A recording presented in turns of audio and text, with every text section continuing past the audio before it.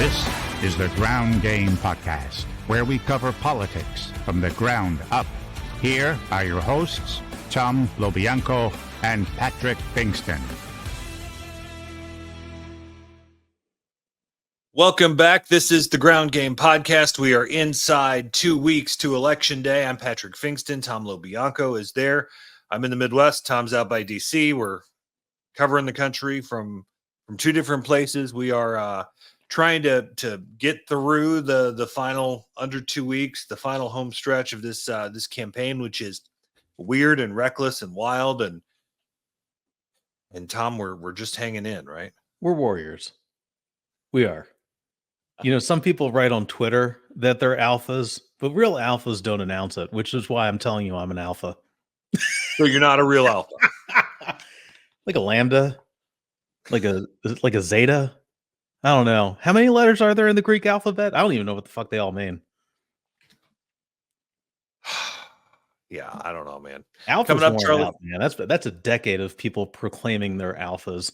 You know, a bunch of like nerdlingers, you know, showing up in Iron Man suits.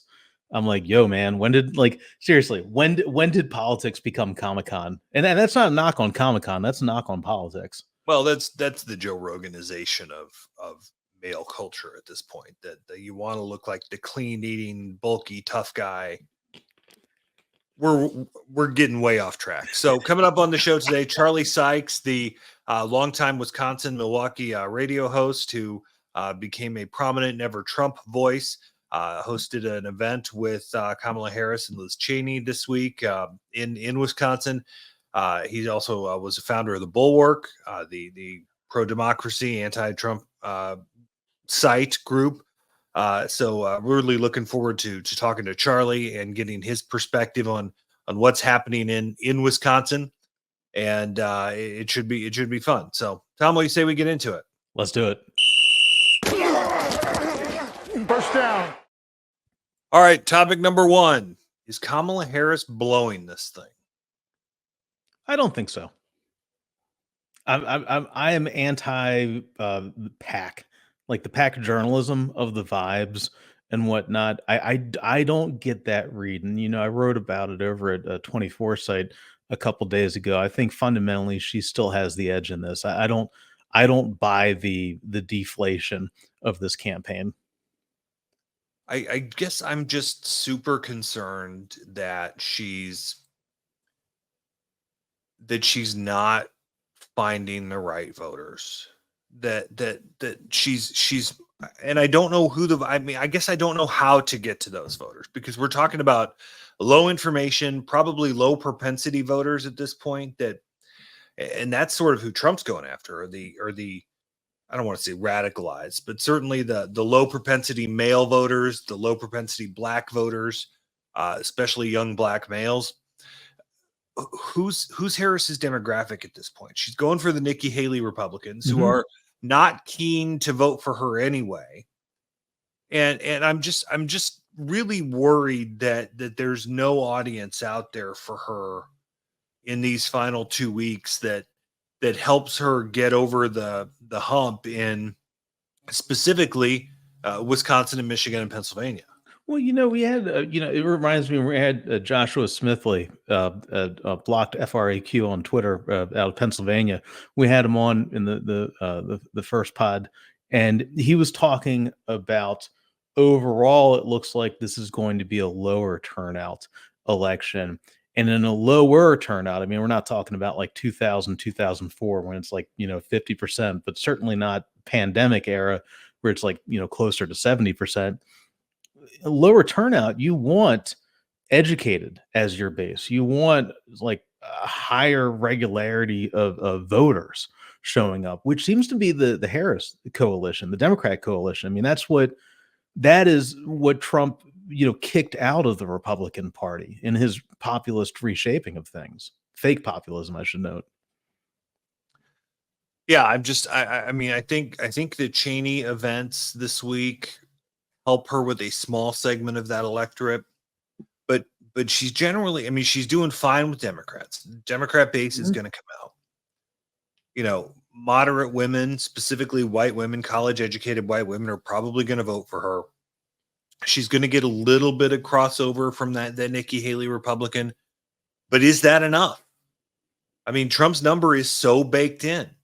And if that's not enough, who can she get? Who's out there?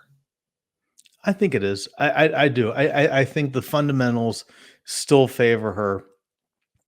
He has a turnout problem.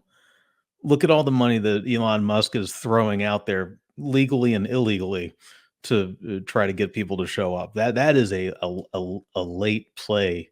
And to me, as somebody who's been covering politics for 2 decades now, that feels like desperation. Well, and the GOTV, the get out the vote process for Democrats, has really been solidified over recent years. They've gotten really good at it. Though we're talking in our interview with Mike Madrid the other day that we don't even know what the electorate looks like at this point because of the changing demographics and where Latinos are and where blacks are, and certainly the differences in white men, white women, the gender gap there. So your parsing of voter turnout becomes a lot more difficult. At least the Democrats have pros doing it. The Republicans are counting on Elon Musk, which doesn't have any sort of professional operation on this, and Charlie freaking Kirk, who's a moron, who's a charismatic idiot. Now hold on a second, man. That sounds like stereotyping by forehead. What are you doing? That's not nice. Come on, man. He is a charlatan who has no business in this game, and I would hope that he's finally shunned if his GOTV effort blows up in his face, because he's never done anything. He's never proven anything. He went to Harper College in Palatine, Illinois for like a year, and now thinks he's some expert strategist. Give me a break, moron. Oh, random. Speaking of grifters who kind of caught the tail end of the Trump wave. Did you see Tim Pool is no longer on the air? Like, he backed out because he wants to make a family. Like, he's going to go bag himself a gazelle or something. Did you see? I don't know who that is. Good answer. That's healthy. I don't know these grifters. Like, I'm aware of Benny Johnson because I've seen some of his like Twitter stuff reshared by people, but of these like Russia, he's one of the Russia people. Yeah, he is. Yeah, he got 400. I don't know who they are. I honestly, I've never seen anything they've done. I've never heard their voice. I listen and consume shitloads of content, like tons of content every day. These stupid little earbuds run out of battery every day because I've got stuff in my ears all day. If I'm not talking on the phone, I'm listening or watching something, and I have no idea who these people are. So they have no real impact on the electorate either. So I give very little attention to these grifters. Good man. All right, typical Russian. let's get to second down. It's second down. General John Kelly finally appears, getting quoted in the Atlantic, calling Trump a fascist, and said that Trump was praising Hitler's generals, even though he didn't know who Erwin Rommel was, because he's an idiot. And then gets quoted in audio in the New York Times, essentially laying out some of the fascist claims about Trump. Still nothing on camera. Still nothing that Harris can use in a TV ad. Still no real press conference or Q&A with media or sit down with 60 Minutes. I've said from the start that Kelly and Esper and Milley and Mattis have got to get out there. I don't think this is enough. Do you? There's kind of and we kind of hinted at this a little bit, yesterday in the Madrid podcast. There's a anti-military brass move going on, like a preemptive strike from Trump, talking about woke military, quote unquote, what have you. Of course, from somebody who never served and actively, fraudulently. Yeah, the guy who called them suckers and losers. Yeah. I mean, I don't know. I mean, I would almost, you look at playing to establishment media, MSM, legacy media, whatever, things that, most middle of the road, center left, center right people consume. I wonder maybe why wouldn't he go on the Joe Rogan podcast? I think like John Kelly on the Joe Rogan podcast would be a thing. See, I think John Kelly would find that diminishing. Like Oh yeah, he has this military, not authority. I mean, but like this he's gravitas. yeah, right. That doesn't belong on a something of lowbrow, at least perceived as Rogan. He's made for 60 minutes. Right? Made for 60 He is, but you're not expanding the audience. And it's your goal here. You have to get him on camera so that he can get in TV ads for the last 2 weeks. That's all you need. It doesn't matter about the earned media here. It's about the TV ads. Yeah. Because you got to hammer home for the final under 2 weeks of this campaign how unfit Donald Trump is. And to regular Americans, to regular people who are not yet motivated to vote in this race, to get involved in this race, because they're turned off by politics, because they think talking heads like us are assholes.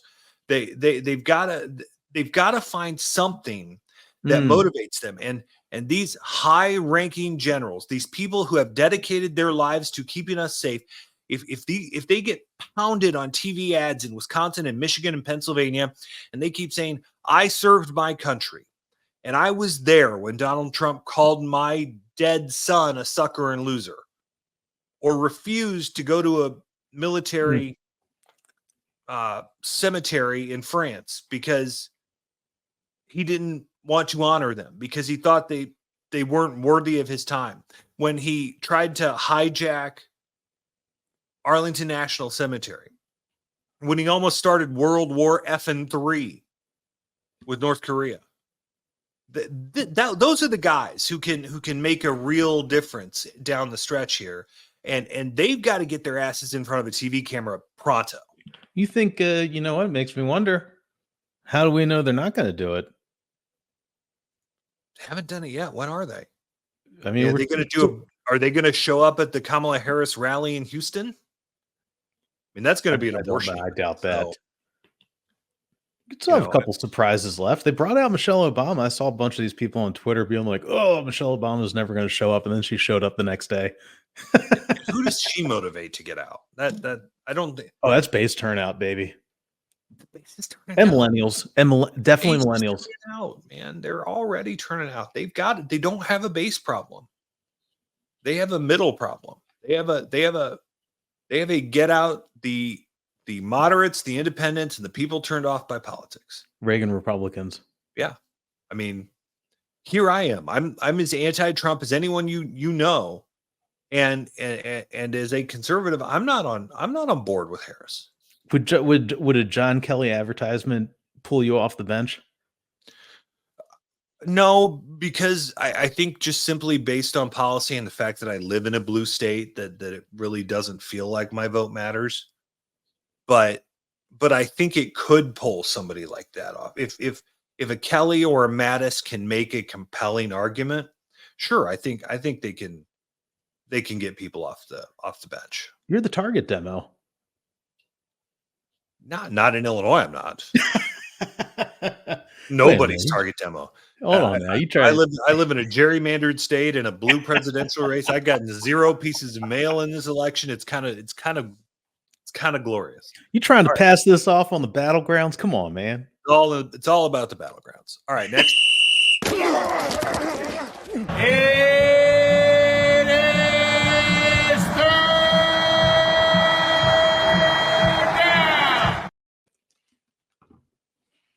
Oh, President Biden, you surly, sweet, ice cream eating old man.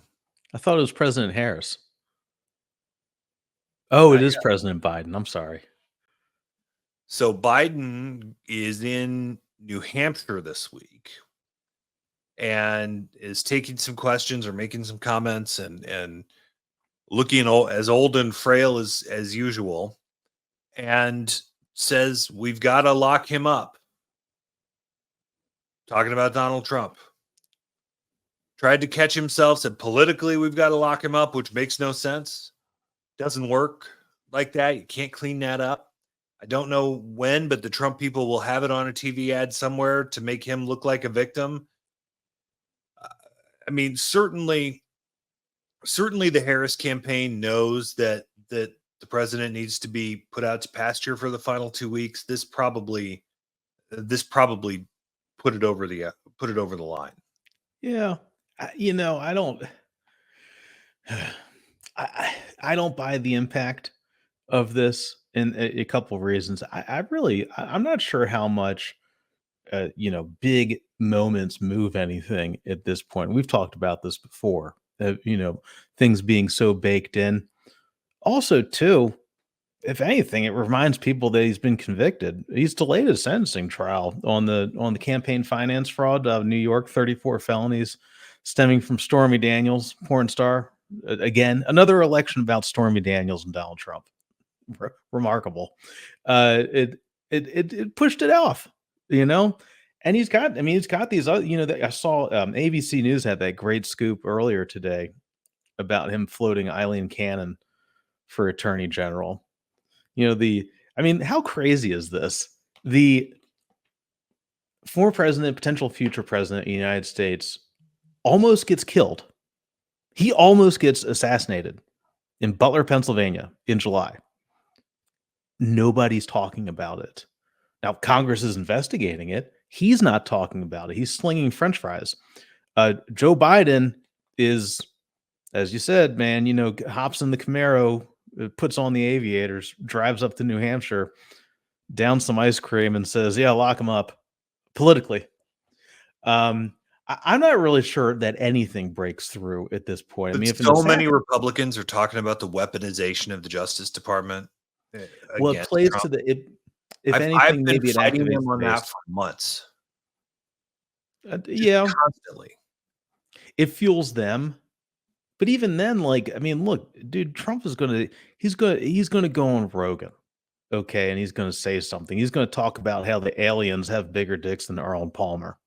But he's Teflon. That stupid shit doesn't matter. But it'll distract from Joe Biden. Away with this? Well, it's another distraction because he can't control himself. Now, if they were able to lock on distractions are helping him, though. The distractions are helping him. We were talking about him and Arnold Palmer's putter instead of the weird dystopian swaying to the music campaign rally or the enemies of the people or the enemies from within or whatever the hell he called it. The fascist rhetoric. These distractions are helping him. He knows that. He knows that we're an ADD society, and that's why all this stuff bounces off of him. Yeah, I agree with you. But to that point, though, I just don't think that the Biden thing is really as much of a gaffe as those of us who are down in the weeds, like we live this stuff. I don't think it hits nearly as hard as us minute to minute folks really think it does. No. All right, fourth down. Tom, are suburban women going to be the ones that determine this race? You've got an anecdote. Yes, absolutely. I was talking with one of my Republican sources up in Pennsylvania, and so what they did was they put out it's GOTV time, and they're trying to activate their Republicans who have been soft, try to either keep them in the fold or get them back in the fold, and that's suburban women. Especially in the collar counties around Philadelphia, where Democrats have made some real big pickups. So they send out this GOTV, get out the vote stuff. And we're all bombarded with these text messages being like, can you give, please, I'm begging you, I'm dying over here. I just have these gold sneakers and these NFTs. I'm dying here, man. I just really need $5. And they actually got some of those Republican women writing back to them saying, well, fuck you. I don't like you. And I won't support Trump. I'm not sure I'm even going to support Dave McCormick for Senate. And that was astounding because, I mean, you're in the business. I cover the business. You know how hard it is to get engagement on campaign items. And this got engagement in all the wrong ways. Well, and I think it certainly shows that Trump is a completely different force than the people running under him. You can see in each and every state that Trump is outperforming Dave McCormick, Bernie Moreno, Sam Brown, certainly Kerry Lake, who's a shit show. And I think maybe you see people take out that hostility on the grifters, or at least the people that appear as grifters, because maybe these suburban women that are getting these calls, that are getting these texts, they can't do anything about Trump other than vote against him or give some money to Harris. Mm-hmm. But they can really stick it to the guys who are trying to ride Trump's coattails. Yeah, the consultant class. No offense. That's No, I don't think it's the consultant class. I think it's the MAGA candidates. I think the voters are really more frustrated about the people who are trying to be proto-Trump, the Kerry Lakes. I mean, you see how terribly Kerry Lake is trailing Trump in Arizona. I mean, it's Trump's up 10 and Lake's down 16 in that's remarkable general polls. I mean, yeah.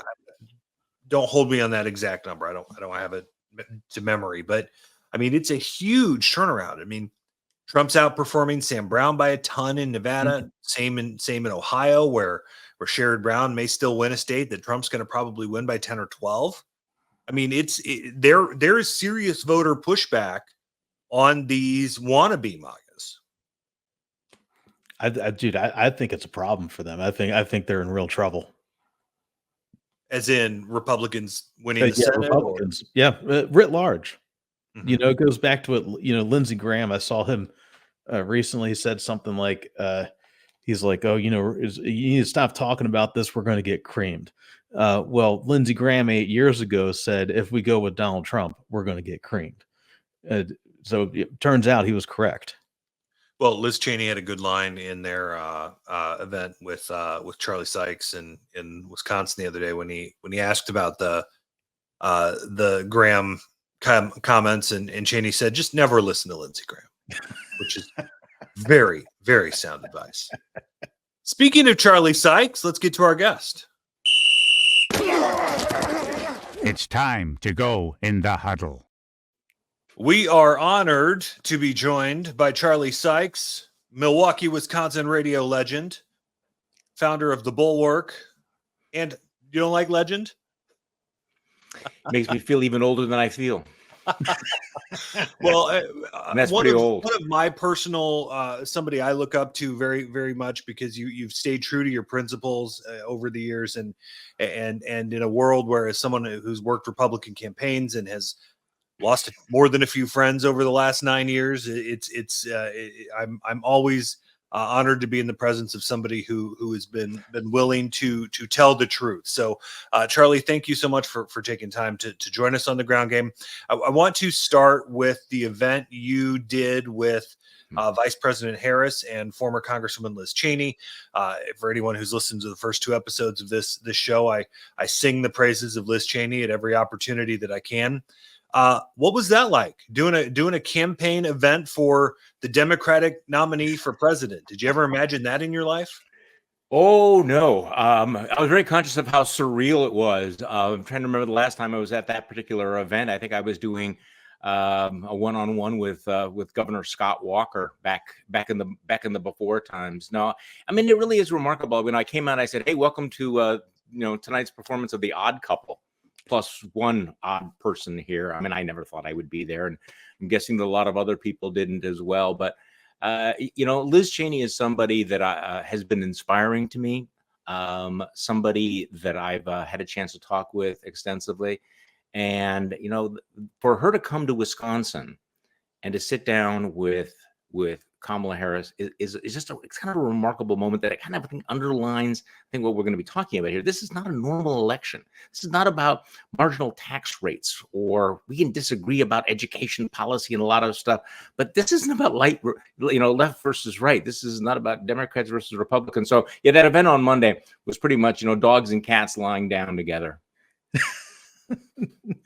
It's remarkable, especially I think about this in terms, Charlie, and you've been on, you've been the tip of the spear on this for, I think what a lot of people would still consider to be conservatism, small c, American Reagan, Goldwater conservatism. I think it's remarkable because, when I'm up on the Hill, I'm out on the trail, I will talk to so many Republicans who are still in office, even some elected, during this Trump era, who will privately echo exactly what you're saying. They're just afraid to say it out loud. And you have the cojones to say it.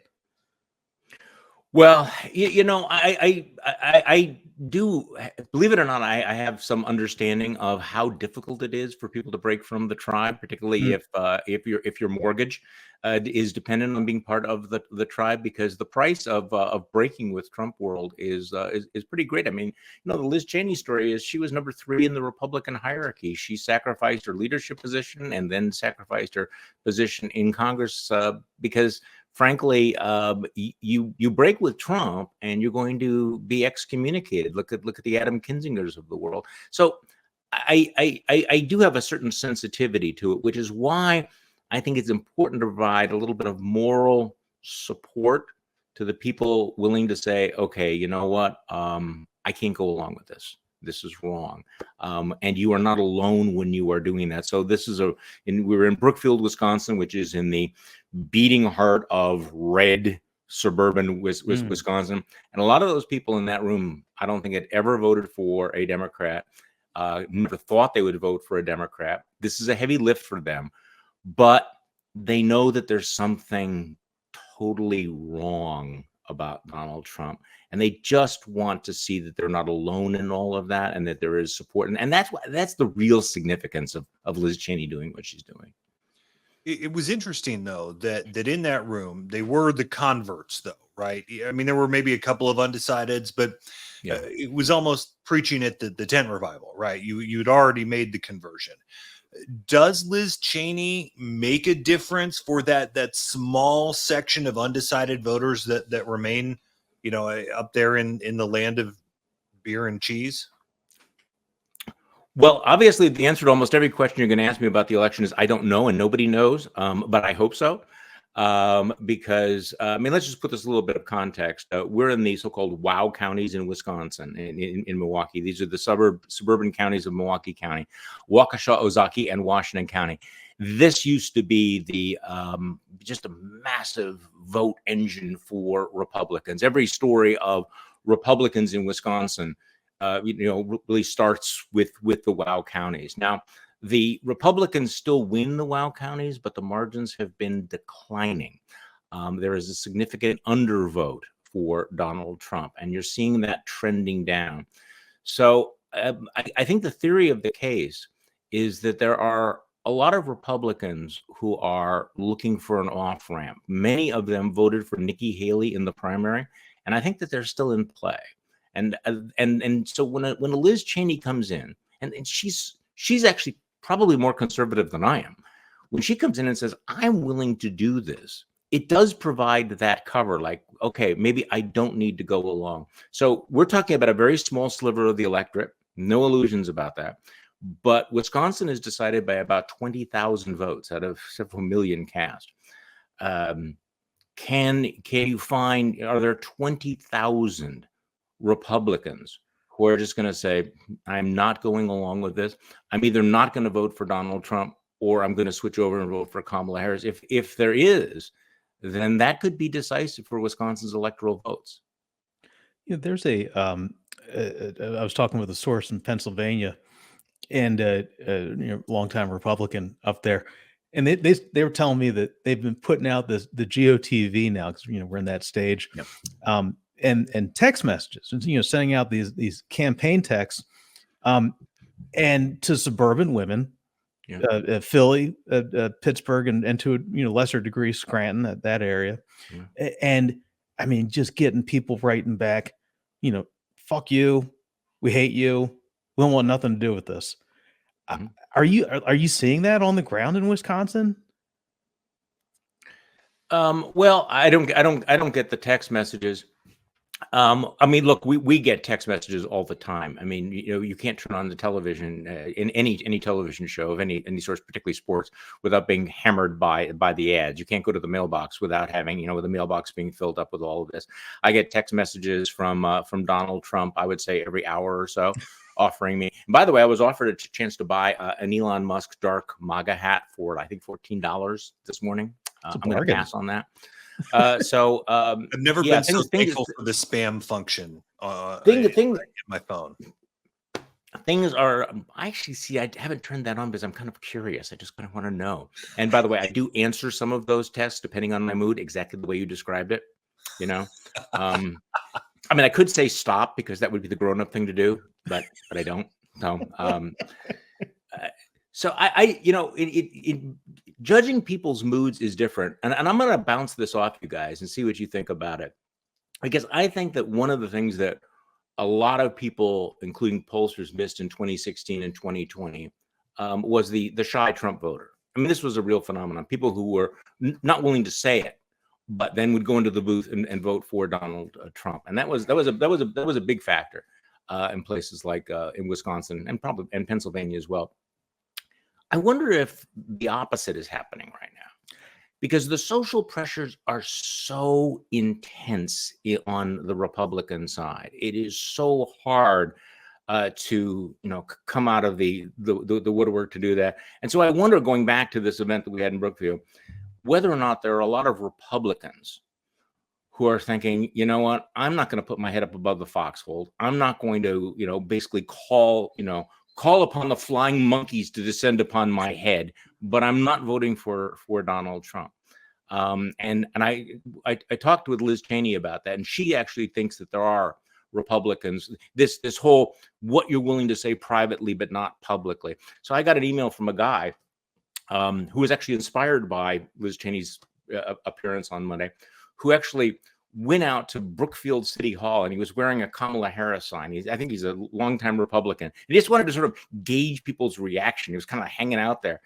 And, 4 people flipped him off. I'm exaggerating here somewhat, but it was much more evenly divided than he thought. The number of people who would walk by and give him little stuff like, again, this is anecdotal. It's noise. I don't know whether it makes any difference, but there are a lot of areas in where I live right now where I think people would be very reluctant to put up a Harris sign because they're surrounded by big Trump flags.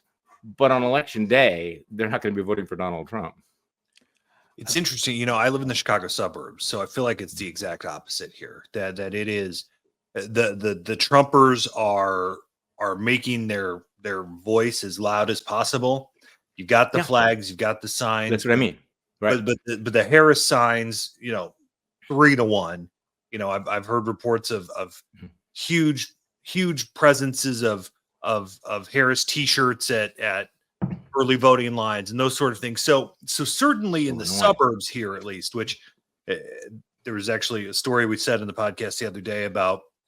I went to early vote the other day, and there was a guy in a MAGA hat that was refusing to take it off and waving flags, and police got involved, and it was really icky. But I think the suburbs in Chicago and the suburbs of Milwaukee are really an interesting 180, because they used to be so Republican here. I live in a township in suburban Cook County that used to be heavily red through 2018 and hasn't elected a Republican probably since 2014 now.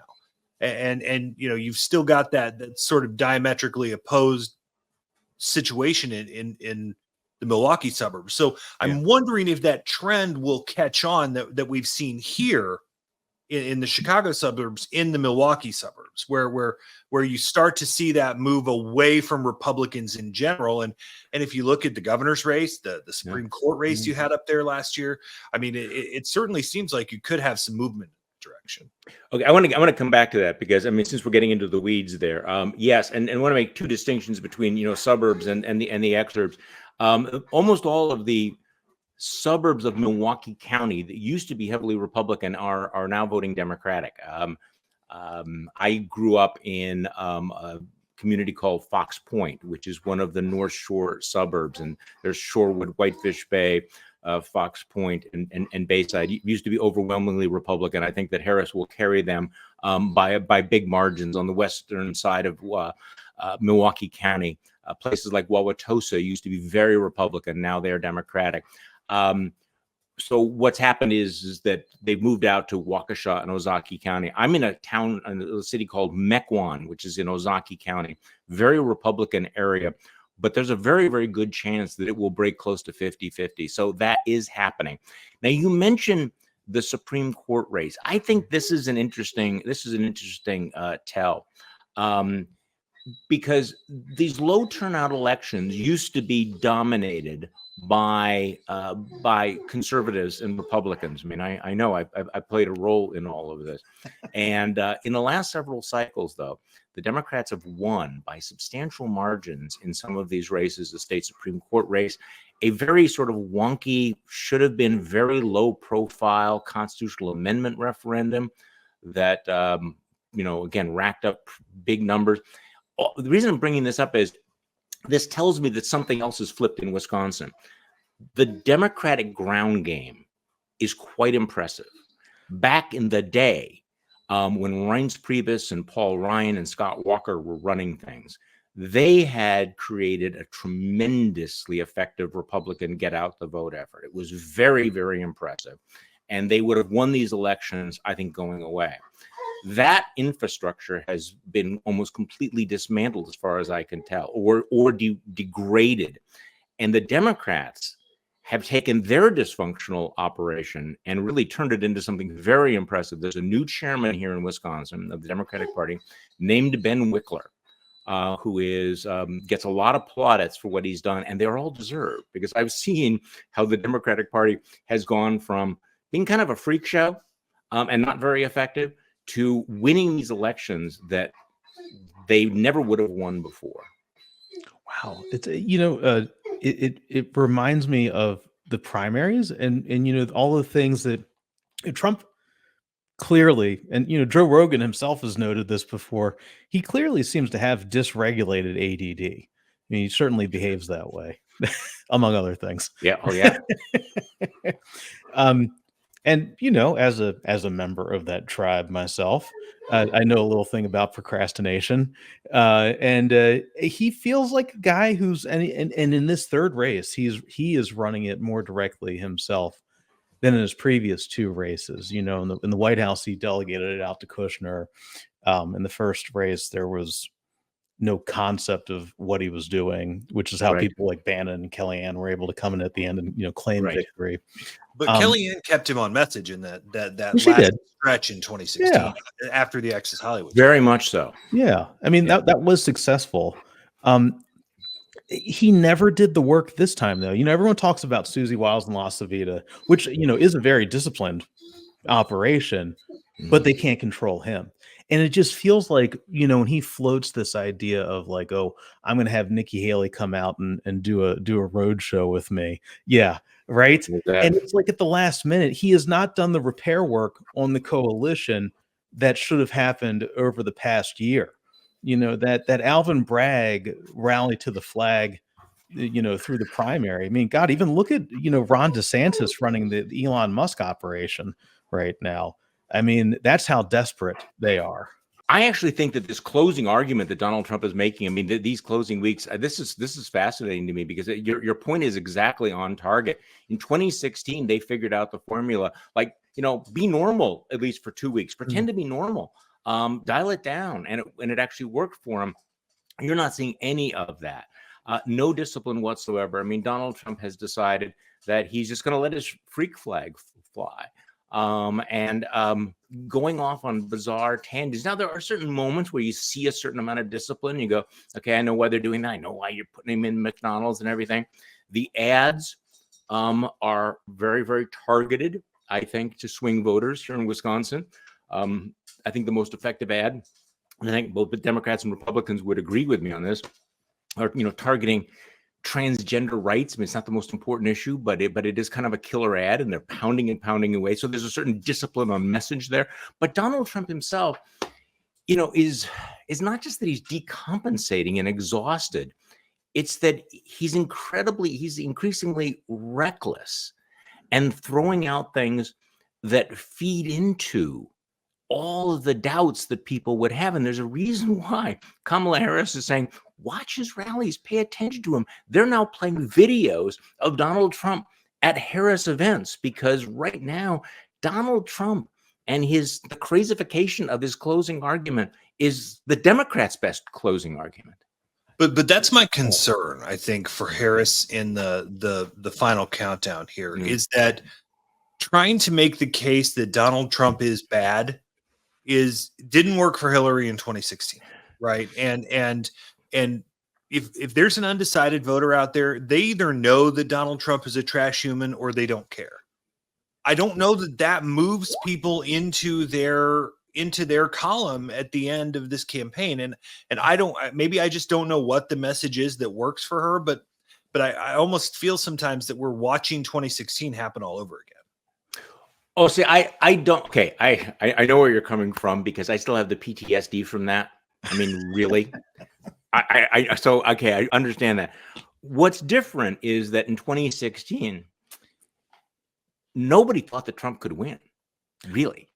And I think that there was a tremendous amount of complacency on the part of Democrats. Now, we started off talking about this event in Wisconsin. I mean, Kamala Harris is, between her and Tim Walz, I mean, they're basically going to have to pay, residency taxes here in Wisconsin. Hillary Clinton famously never even came here because they thought it was in the bag. There is no complacency. There is no sense that, hey, we can sort of, sleepwalk through all of this. So that is the big difference. And again, there's several audiences here. Is Harris going to be able to gin up the kind of enthusiasm in the Democratic base that they need to win a state like Wisconsin? Barack Obama was in Madison, Wisconsin yesterday. Madison is a massive vote engine for Democrats. They have to have a big vote out of there. They're really targeting the ground game here in Milwaukee. University of Wisconsin, for folks that don't know. Right. So they're targeting their base, and then of course they're targeting these undecided voters. I think we spend a lot of time talking about what will move the MAGA voter, and the answer is nothing. Okay, we've learned that nothing. So let's not focus on them. You're not going to get somebody waking up going, "Hey, I've been wearing the red hat for 8 years, and I'm going to take it off and vote for that is not going to happen." But this gets us to like where we are this morning, guys. And again, I feel like Charlie Brown with a football. I mean, the number of times we've said, well, this is going to make a difference. This is going to turn things around. But I do think that there's a possibility in the last 13, 14 days of this campaign that when you have a decorated Marine general, the former chief of staff to the president, John Kelly, coming out and saying, guys, I was there in the Oval Office. This guy is dangerous. It's one thing to say. I mean, I don't think it actually does move people to say, Donald Trump is a shit human being and all that, because we figured this out. But when you begin to focus on the people closest to Trump, the number of people in his cabinet, his vice president, the former chairman of the Joint Chiefs of Staff, his former chief of staff, who are basically saying, guys, we are now sounding the alarm that this man is dangerous. It's not me. It's not the MSNBC green room. It's not Rachel Maddow. It's not, a Democratic congressman from California. It's people who have long traditions in the U.S. military, people who have credibility. Now, the big question is, and I know that you guys are veterans on this, is this going to break through? Can you break through that hermetically sealed silo? And I don't know. I mean, I think that at some point, look, John Kelly and others should have spoken up earlier. Fine. Okay. But now they're doing it. He gave an interview. He's talked to The Atlantic. That's not going to move the needle. Talk to the New York Times. Not really going to move the needle, but he's going on tape. You can hear him. The question is, are we going to see him on television in the next 13, 14 days? Wow. I totally agree. That's the big question for me right now. Wow. Do you think that the Trump people and especially like Elon Musk ripping the mask off, no longer the guy, showing up in like Iron Man 2 and now he's now he's just Like a full Zoolander. neo-fascist. I don't understand. For the life of me, I can't figure this out. I've talked with a lot of old conservative sources, and the thing I asked them about all this with this neo-monarchism crap. I mean, we're coming up on 250 years of saying "fuck you, monarchies." I just like don't get it. And the thing that I hear repeatedly, Matt Lewis wrote about this maybe like a decade ago for The Week, that weird subculture of like monarchy lovers. I don't understand how the hell these people took over. Okay, well, this is it, because you've seen these people for years. They were sort of on the edges of the fever swamp, and now suddenly, like whoa! It's also this sort of this kind of uber macho who's got the biggest swinging dick style of politics, which is why Donald Trump, will eventually come back to dick size, in his closing argument, because I am more manly than you. This is about manliness. It's also the worship of strength and power and a kind of sexualization of brutality that moves some of the people. But again, your question is, how did this become mainstream? And I find it to be a disturbing moment. I mean, Elon Musk is out there right now putting on the armor of full assholery. And I'm like, but I feel like I've spent the last 8-9 years going, guys, are you watching this? Are you paying attention? Are you seeing this guy? And it's like, in the past it was, well, Charlie, you suffer from Trump derangement syndrome, or you're biased or anything. And now it's like, whoa, Elon Musk is saying, hold my beer. I'm going to do the craziest shit possible out there. And it's not just the monarchy thing. It's and I think I'm kind of tired of the word authoritarian, because I'm not sure that the average voter, is going to track with that. But no, but at some point we're also entering into what we're actually deeply into, the age of oligarchy in American politics, where of all the things you didn't really want, is like, let's go back to that era where a handful of millionaires and billionaires with outsized egos and toxic narcissistic personalities are rigging the thing for themselves. Now, I'm a conservative, and I remember the whole, we're all rolling our eyes at Bernie Sanders, the millionaires and billionaires, the millionaires and billionaires. And it's like, fuck me. The billionaires have decided it's not enough for us to be really, really wealthy and to have the biggest yacht. We actually want power. I want to be in the cabinet. I want to have the U.S. military. I want to be in the Oval Office. And holy shit, that's really something in and of itself. You can see over here, right? This is the when this 100 years ago, when it was where you parked your, the Rockefellers, the Carnegies, they parked their little butlers, they parked their valets in the United States Senate. And these were pretty benign characters compared to what we have now. Yeah, right. Yeah, where's the waspiness? What the hell? Yeah, no, there was a certain I don't know. I mean, think about the legacies of the Rockefellers and the Carnegies, and but now it's like people are going, screw it. We are robber barons. Absolutely. We're the robber barons, and we are back. And and Donald Trump in his own weird way, has a certain nostalgia for certain people from the 1930s, but also it's interesting, I think, that he wants to sort of take us back to the 1890s. It's like, let's have the railroad magnets run the world again. Okay, it's not railroad magnets, it's EV magnets. All right, Charlie Sykes, we've kept you too long. You're our favorite cheesehead. So tell us what even as a Bears fan, I'll give you a break on that one. What does Kamala Harris have to do in the last 13, 12 days here to get over the finish line? Well, I think she has to keep doing what she's doing. I think she needs to make a stronger case for the moderates and the independents, to say, what it is. I asked her that question the other night. I don't think I got a tremendously substantive answer on it. But I also think that the real test is not so much what she needs to do, it's what Americans need to do. I mean, I'm really at that mode thinking, that I'm taking the focus away from the candidates and asking, okay, the American people, you have to decide who you are, what you want for the United States of America. And are you seeing this? And if you are seeing this, do you care about it? And what will it say about the American people if they see all this and go, yeah, let's put that man back in for 4 years, another 4 years of power.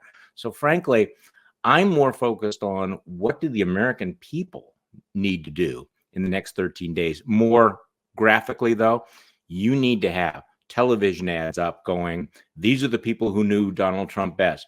Mike Pence, Mark Milley, John Kelly, those faces, those things, they need to, frankly, if I had my way, I would take down every other ad they have and just pound on those. Charlie Sykes, longtime Milwaukee radio guy, founder of the Bulwark, legend in our space. Charlie, thanks so much for the time. We certainly appreciate it, and hopefully you'll come back after the election and tell us why we saved America. Thank you. I hope so too. Thank you, Charlie. Bye-bye. It's time for the second half. All right, taking your questions as we let Charlie Sykes go. Thanks to him for that great conversation.